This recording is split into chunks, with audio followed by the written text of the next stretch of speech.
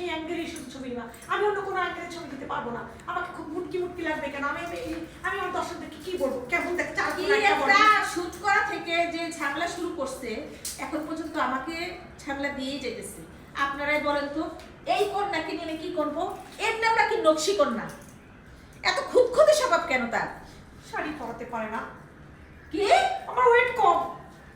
আমি শাড়ি পরাতে পারি না? সেই জন্য তো মুটকি মুটকি লাগতেছে। আমি কি মোটা? আমি কি মোটা? বলো, আমি মোটা? কেমনটা লাগে এবার বলো, কি করি? না, আরো না খেয়ে থাকতে হবে মনে হচ্ছে।